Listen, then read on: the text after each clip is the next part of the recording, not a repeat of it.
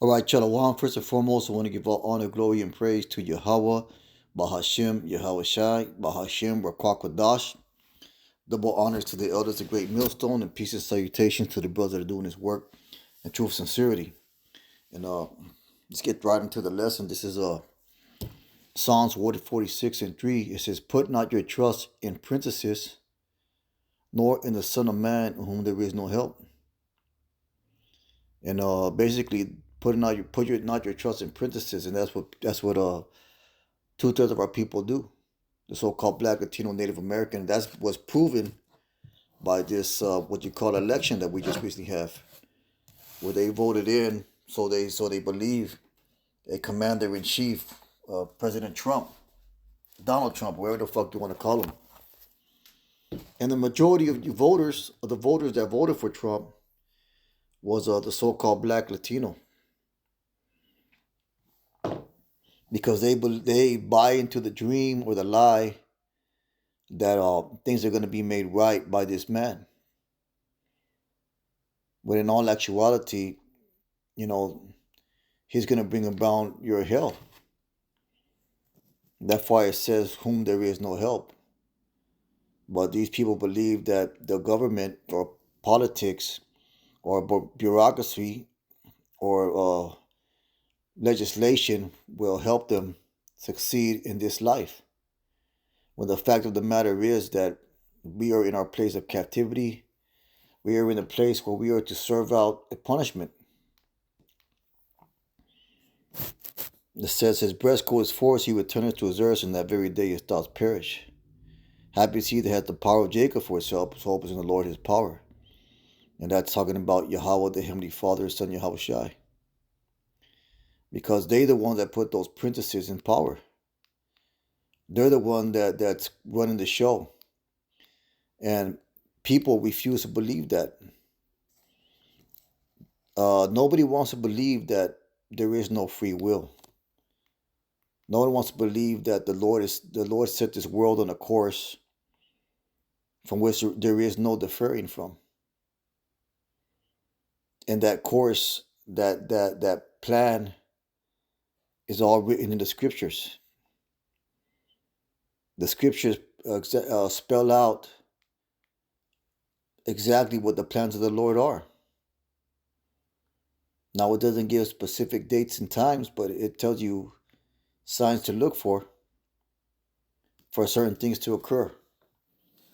And right now, the signs in the things to look for point to the time of the end and point to the time of the returning of Yahweh Shai, who the world only calls Jesus Christ.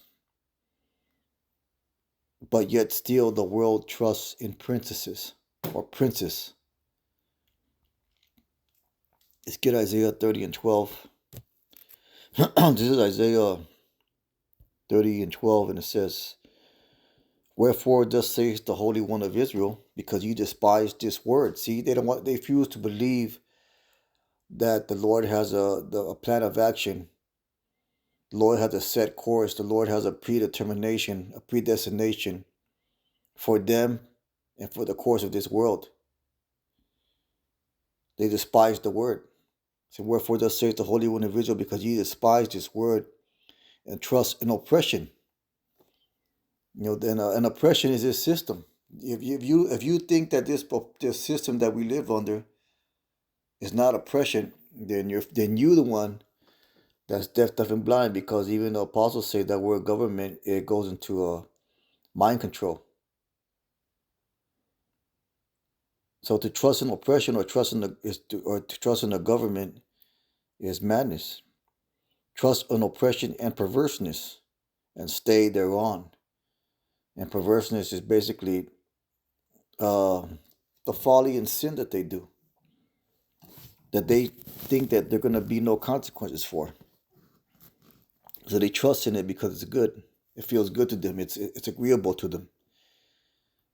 It says, "Therefore this iniquity shall be to you as a breach ready to fall, swelling out in a high wall, whose breaking cometh suddenly as the instant, because at any given moment the Lord can make all hell break loose." And that's exactly how it's going to happen.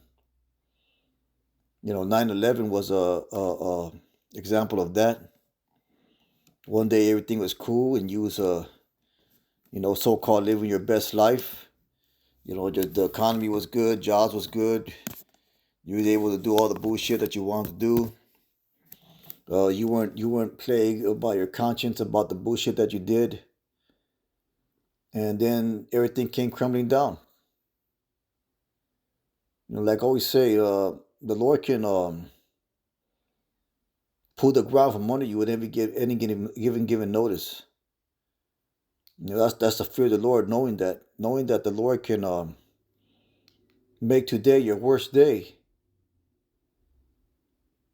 at any given notice. Another example of that is Job.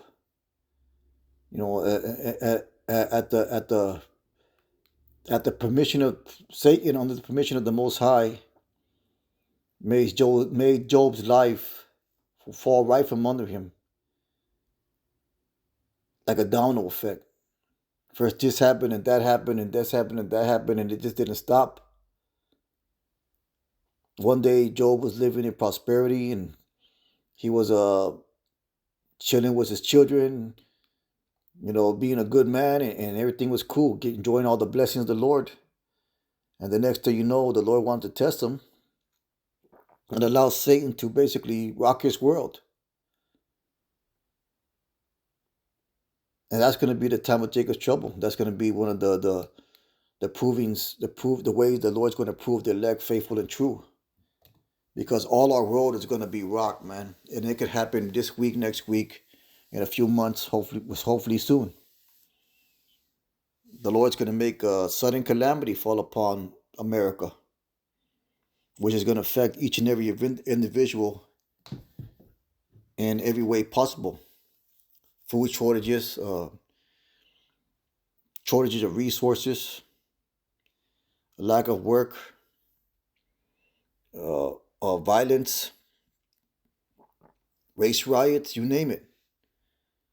And if you don't have that trust in the Lord in that time, then basically your whole world is going to fall apart, like it says right here. Therefore, this iniquity shall be to the breach ready to fall, holding out on a high wall, whose breaking cometh suddenly at an instant, and shall break it as a breaking the pot of the vessel is broken in pieces, shall not spare, so that there shall not be found in the bursting of it a sure to take fire from the hearth, or take water was all out of the pit. So it's gonna be a sudden destruction. Scriptures talk about sudden fear. Go ahead and get that. Proverbs 3:25, and this only applies to the men of faith. It says, "Be not of Psalms 3:25." It says, "Be not afraid of sudden fear, neither the desolation of the wicked when it comes." It's not if, but when. It's not if it's going to come, but when it's going to come. And this is the point. Proverbs 3:26. For the Lord shall be thy confidence, and shall keep thy foot from being taken. See that? So it is the best thing for you to do is to put your confidence in the Lord. Is get that word confidence. It is confidence, hope. So our hope is in the Lord, man. Who put their hope in the Lord. For the Lord shall be thy hope. You can say it that way. And shall keep thy foot from being taken. This is Psalms 33:16. It says, "There is no king saved by the multitude of a host of army. A mighty man is not delivered by much strength." So anything that you can do, or any defense that you can make, is not going to be able to help. A king has his army, and a mighty man has his strength. But there's not going to be no salvation in those things. A horse is a vain thing for safety, and a horse is basically like an escape. You use a horse to escape a dangerous situation. Neither shall he deliver any by his great strength. It says, "Behold, the eye of the Lord is upon them that fear him, and upon them that hope on his mercy." Because he's the one that creates these calamities. He's the one that creates bad times or evil. I, the Lord, do all these things to deliver the soul from death and to keep them alive in famine. And that's coming. Our soul waits for the Most High. He is our help and our shield. For our heart shall rejoice in Him because we have trusted in His holy name. See? So that goes back to the point that those that trust in this world are going to be disappointed by this world because ultimately it's going to fail you. Let's go ahead and get Jeremiah 2 and 13. This is Jeremiah 2 and 13. And it says, and this is talking about our people. It says, for my people have committed two evils. They have forsaken me, the fountain of living waters, the word, and hewed them out of cisterns, broken cisterns that could hold no water. So what they believe in, that's a scripture, like your argument holds no water. Basically, it's a weak argument. They believe in something that is not certified or bona fide or able to save them or make any sense, really. Because that's a saying in the world, like, hey, what you're saying holds no water. Basically, you can't back up what you say. You can't have confidence in what you say. And that's going to happen to our people. The things that they believe in, the things that they put their trust in, their belief system holds no water, and it's going to be broken like a cistern that holds no water. Ultimately, what they believe in is going to fail and be broken, and there's not going to be nothing left for them to there's not going to be nothing left for them to count on, because the Lord's going to forsake them. So it's going to be a horrible time, man. Let's get Isaiah, the 5th chapter. This is Isaiah 5 and 11. It says, woe unto them that rise up early in the morning, that they may follow strong drink, that continue tonight till wine inflame them. Living in folly and vanity. And the harp and the viol and the tab and the pipe and wine are in their feast. So they're out there, hey, I gotta live my life.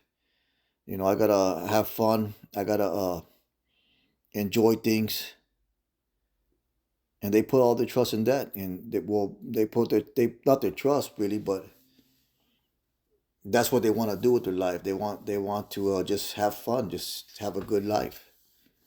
They don't want to consider the things that the Lord is doing. And they don't want to consider their own consequences for the bullshit they do as well. It says, and the harp and the viol and the tabret and the pipe and wine are in their feast. So they're just caring about folly, basically.